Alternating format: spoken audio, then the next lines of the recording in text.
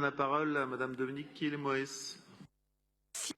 Maire, beaucoup de choses ont été dites, et notamment par Madame Berthoud.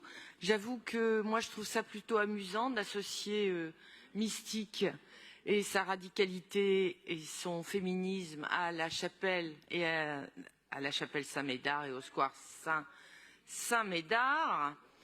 Alors, je ne reviendrai pas sur tout ce qui a été dit. Ce qui est amusant, c'est qu'effectivement, Mystique, très en avance sur son temps, bien avant MeToo, a créé ce personnage d'une femme provocante, belle et fière, féministe, et c'est quand même, je pense, l'élément essentiel de son art, poétique bien sûr, mais féministe, une des rares femmes, une des seules femmes à l'époque, et encore une des rares femmes aujourd'hui reconnues dans l'art urbain, qui s'est toujours revendiquée du féminisme et de la solidarité.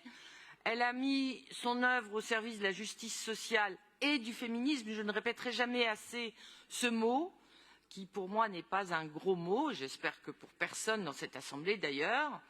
Elle a aussi joué un rôle très important dans la promotion et la reconnaissance de l'art urbain, ce qui n'était pas rien dans les années 80 à Paris.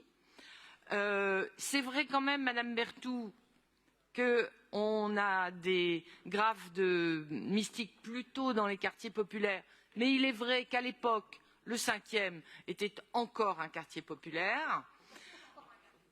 Oui, bien sûr, mais j'aimerais bien d'ailleurs que ça soit encore un quartier populaire, mais bon, les prix de l'immobilier ne vous donnent un peu tort. Bon, bref, c'est une grande artiste, reconnue. On a de la chance qu'elle soit effectivement enfin reconnue officiellement et par le monde artistique et par le monde politique. Et franchement, moi je trouve ça formidable, ce petit clin d'œil entre Mystique et le square Saint-Médard.